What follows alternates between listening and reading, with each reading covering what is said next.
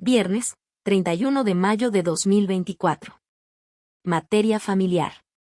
Tesis jurisprudenciales y aisladas. 1 de 7. Registro digital, 202-8869. Tipo, jurisprudencia. Custodia compartida. Directrices normativas para la individualización de la obligación alimentaria. Hechos. Los abuelos paternos y maternos de unas personas menores de edad convinieron ejercer la custodia compartida sobre ellos tras la muerte de sus padres. No obstante, los abuelos maternos promovieron juicio solicitando la custodia exclusiva. En primera instancia, la persona juzgadora familiar determinó conceder la custodia a ambas parejas de abuelos de forma compartida, pero, en apelación, la sala revocó la sentencia concediendo la custodia exclusiva a los abuelos maternos. Inconformes con esto, los abuelos paternos promovieron juicio de amparo directo en el que se les concedió la protección de la justicia federal para efecto de que la sala responsable estableciera un régimen de custodia compartida. Contra esta resolución, los abuelos maternos interpusieron recurso de revisión. Criterio jurídico. La primera sala de la Suprema Corte de Justicia de la Nación considera que las personas juzgadoras, para asegurar el cumplimiento de la obligación alimentaria para niñas, niños y adolescentes en regímenes de guarda y custodia, deberán determinar tanto los recursos económicos necesarios para satisfacer las necesidades de los acreedores como las posibilidades económicas de cada uno de los deudores alimentarios y distribuirán la carga, proporcionalmente entre cada uno de los deudores con base en la información obtenida. Justificación. La primera sala reconoce que, para el cumplimiento de la obligación alimentaria hacia niñas, niños y adolescentes, se pueden generar incentivos indebidos para modificar el régimen de custodia por razones ajenas al bienestar de las personas menores de edad, especialmente cuando uno de los progenitores tiene mayores recursos económicos. Enfoque que además de afectar el desarrollo integral de las personas menores de edad, contradice el principio del interés superior de la niñez y puede agravar desigualdades de género en los roles familiares. Por lo tanto, las personas juzgadoras tienen la responsabilidad de individualizar la obligación alimentaria adecuadamente, para lo cual deben considerar tanto los recursos económicos para cubrir las necesidades de los beneficiarios como las capacidades económicas de los deudores alimentarios. Además, la distribución de esta carga debe respetar el principio de proporcionalidad y mantener la estabilidad en el nivel de vida de las personas menores de edad. En consecuencia, la cuantificación de la obligación alimentaria debe basarse exclusivamente en la capacidad económica y necesidades específicas de las partes. Aunque el tiempo efectivo de cuidado que cada progenitor realice sobre las personas menores de edad es un factor por considerar, no debe trasladarse automáticamente al cálculo de la obligación alimentaria, ya que los criterios aplicables a ambas figuras responden a principios diferentes y deben evaluarse según las circunstancias particulares de cada caso. A su vez, la aplicación de la perspectiva de género es esencial en estas controversias. Ante la posible desigualdad entre los recursos económicos de los progenitores, influida por roles de género tradicionales, el tribunal debe evitar la perpetuación o exacerbación de estereotipos de género en la distribución de la obligación alimentaria y en la determinación del régimen de cuidado. La cuantificación de la carga debe contemplar la equidad de género para evitar la probable desventaja económica de las mujeres debido a roles históricamente asignados. La aplicación de dicha directriz en el análisis debe hacerse sin que las personas juzgadoras se basen en roles de género preconcebidos, y no debe perderse de vista que el eje rector del estudio debe ser la estabilidad en el nivel de vida de las niñas, niños y adolescentes. Finalmente, al realizar la distribución de la obligación alimentaria, el tribunal debe considerar las manifestaciones y propuestas de las partes pues, aunque no sean vinculantes para dictar el fallo final, tiene la finalidad de establecer la modalidad de cumplimiento más práctica y adecuada para cada caso, diseñando un enfoque que se adapte mejor a las necesidades de los beneficiarios y a las capacidades específicas de los deudores. Primera sala. 2 de 7. Registro digital, 202-8892. Tipo, jurisprudencia. Procedimiento especial sobre controversia de violencia familiar. Imponer como medidas de restablecimiento y restauración cualquier método destinado a resolver extrajudicialmente la situación, tales como los métodos alternativos de solución de controversias y terapias psicológicas. Es contrario a los derechos de acceso a la justicia y a vivir una vida libre de violencia, así como el de debida diligencia. Hechos. Una mujer por su propio derecho y en representación de su hija menor de edad promovió un procedimiento especial sobre controversia de violencia familiar en contra de su expareja en el que solicitó medidas de protección, al alegar que eran víctimas de violencia en sus vertientes física, psicológica y patrimonial. En primera instancia se consideró que no estaba probada la violencia familiar y se decretó, como medida para restablecer la paz y el orden familiar, que las partes debían acudir a terapia psicológica y, como medida de restauración de las relaciones familiares, que la actora y el demandado acudieran a sesiones de justicia restaurativa familiar, determinación que fue confirmada en apelación. Contra la sentencia, la actora promovió juicio de amparo directo en el que adujo que la autoridad responsable no cumplió con su obligación de juzgar con perspectiva de género, el amparo se negó. Inconforme, interpuso revisión.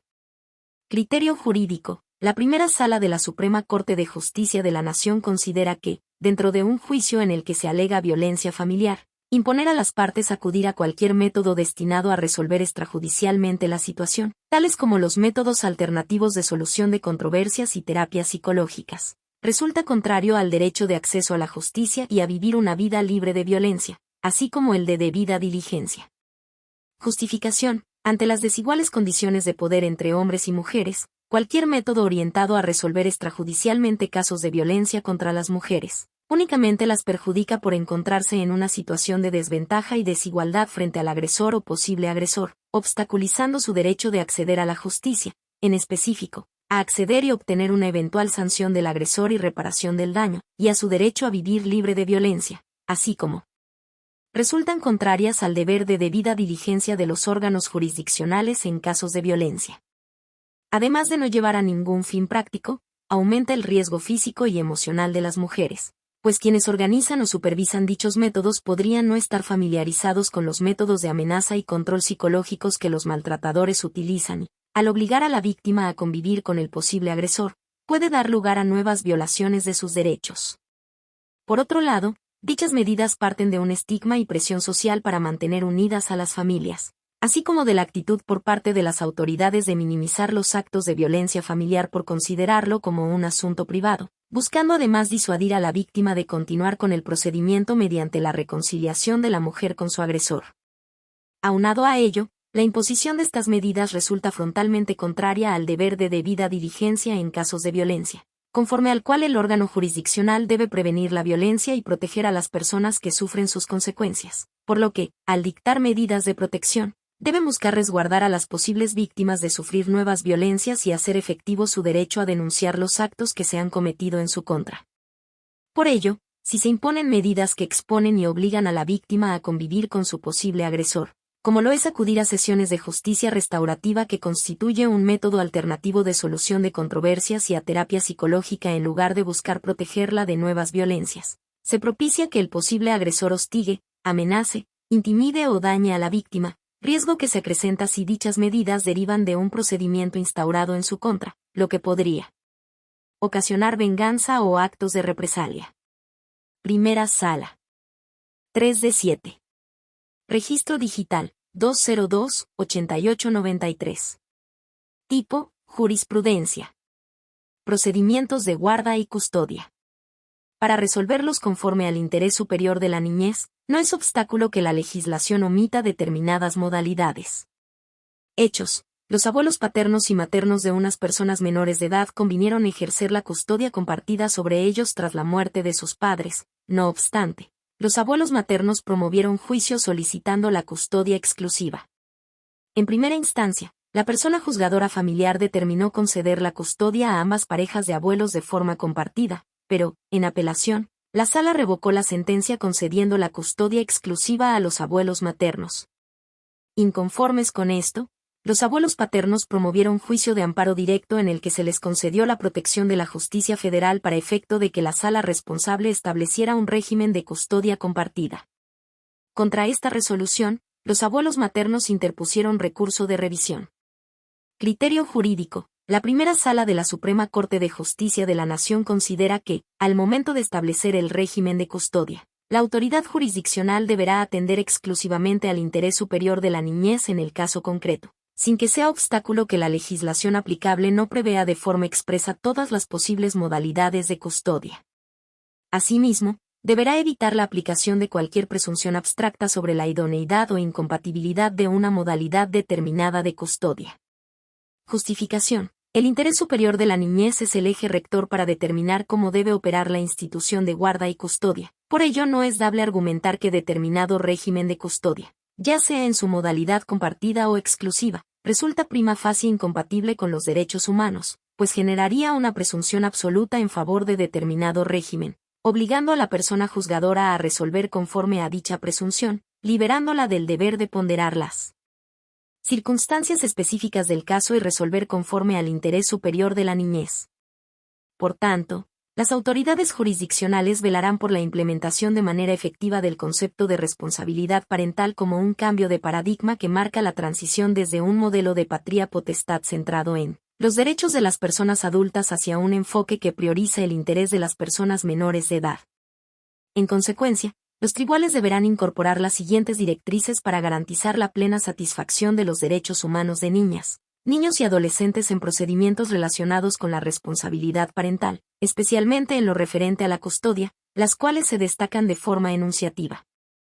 La implementación plena del modelo de responsabilidad parental requiere que los tribunales se enfoquen en los derechos e intereses de las personas menores de edad, evitando que las disputas entre los progenitores afecten el deber de velar por el interés superior de la niñez.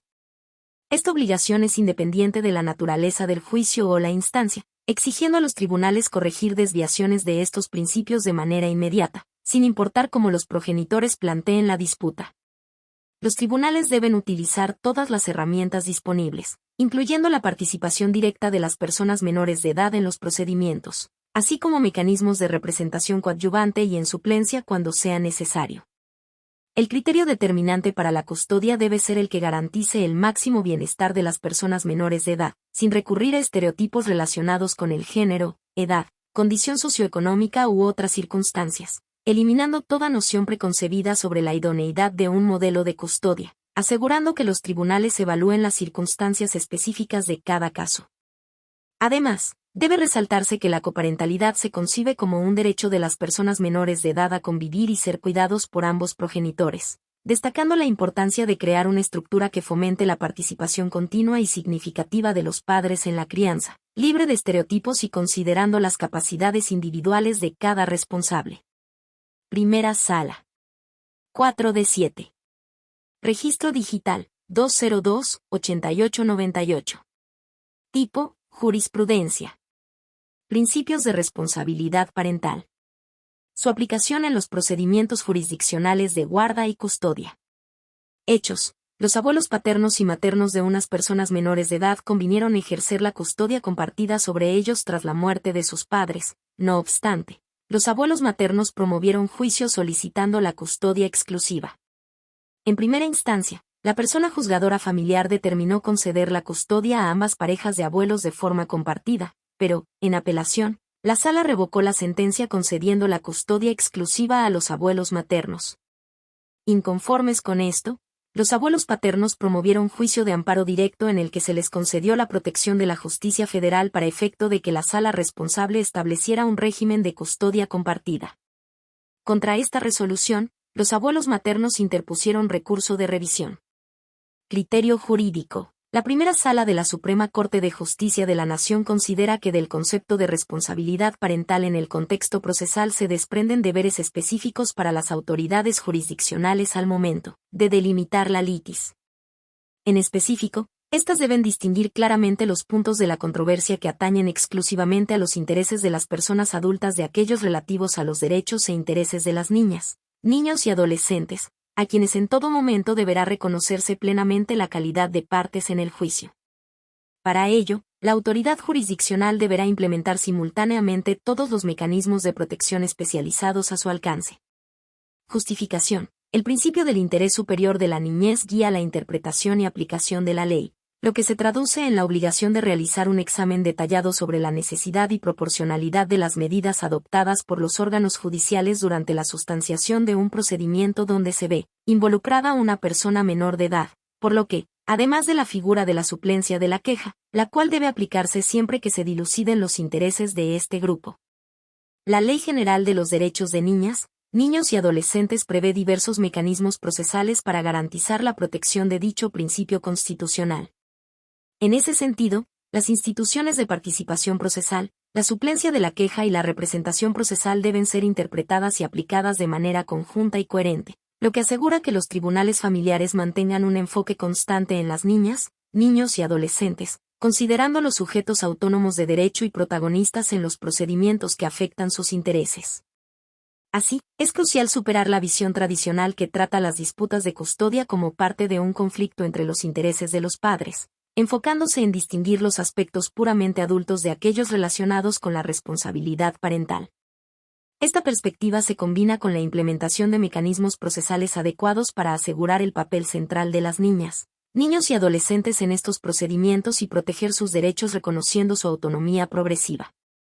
Las autoridades jurisdiccionales deben adoptar una visión dinámica de la noción de parte procesal, asegurando que las niñas, niños y adolescentes mantengan su papel central en los asuntos que los involucran y no se conviertan en meros objetos o fichas de negociación en los conflictos entre sus padres. En ninguna situación, la responsabilidad parental debe subordinarse a los intereses de sus titulares, ya que esto representaría un retroceso en la concepción tradicional de patria potestad, negando el reconocimiento de las personas menores de edad como sujetos plenos de derechos y relegándolos a un papel secundario en juicios donde deberían ser protagonistas centrales. Para lo anterior, es obligación de las personas juzgadoras seguir los siguientes lineamientos en estos casos. A. Reconocimiento como partes autónomas. Para ello se deben implementar todos los mecanismos procesales disponibles para garantizar la centralidad de las personas menores de edad, con una perspectiva de infancia. B. Separación de cuestiones, lo que significa que aunque puedan sustanciarse en el mismo procedimiento, el tribunal debe separar las controversias sobre responsabilidad parental de otras, evitando que los intereses de las personas menores de edad se vean subsumidos en el conflicto entre los titulares de la responsabilidad parental. Y C. Respeto al derecho de convivencia, que implica respetar el derecho de las personas menores de edad a convivir con sus progenitores reconociendo la presunción de idoneidad de los padres para el ejercicio de la responsabilidad parental, salvo que sea contrario a su interés superior.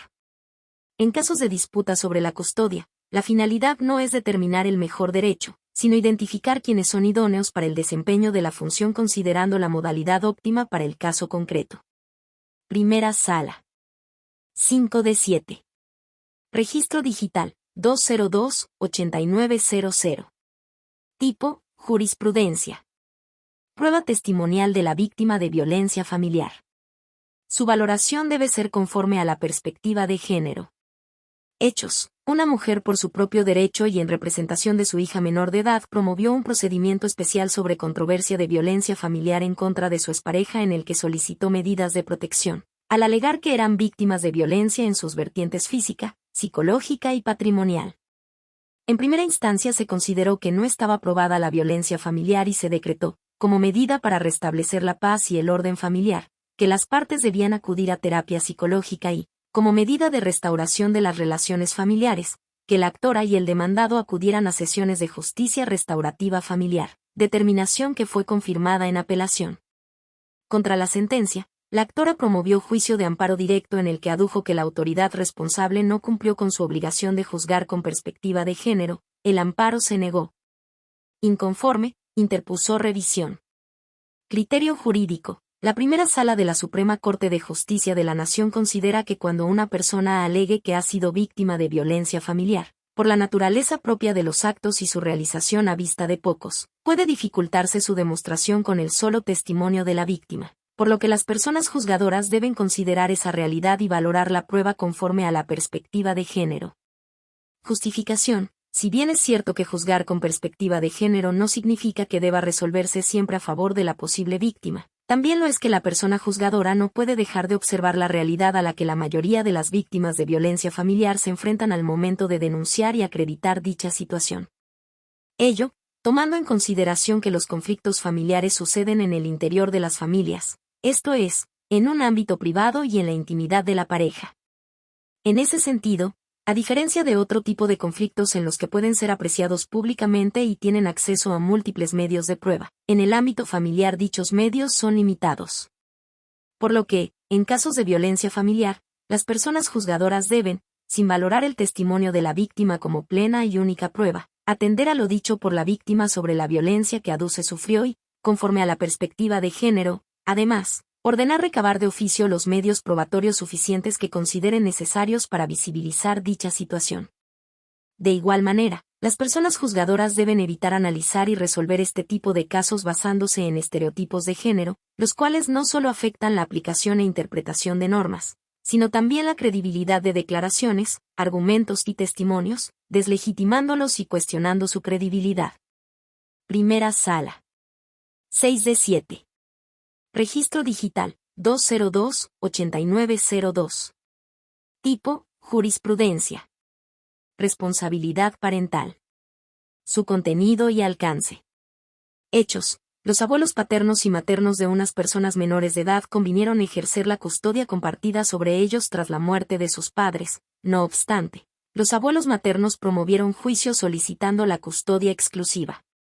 En primera instancia, la persona juzgadora familiar determinó conceder la custodia a ambas parejas de abuelos de forma compartida, pero, en apelación, la sala revocó la sentencia concediendo la custodia exclusiva a los abuelos maternos. Inconformes con esto, los abuelos paternos promovieron juicio de amparo directo en el que se les concedió la protección de la justicia federal para efecto de que la sala responsable estableciera un régimen de custodia compartida.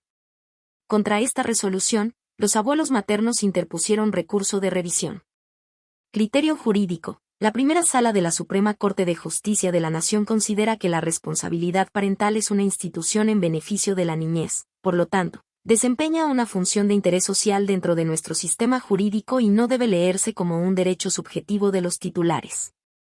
Justificación. La noción de responsabilidad parental es una institución que se distancia de la noción tradicional de poder o potestad de los padres sobre las niñas, niños y adolescentes. En ese sentido, la responsabilidad parental es la figura jurídica constituida en beneficio del bienestar de la niñez y su aplicación debe darse independientemente de la denominación específica prevista en las legislaciones locales. Por tanto, al cumplir con sus funciones, los progenitores no están ejerciendo un derecho en su favor con respecto a las personas menores de edad, sino que están desempeñando una función de interés social cuya titularidad les ha sido atribuida de manera preferente por el ordenamiento legal.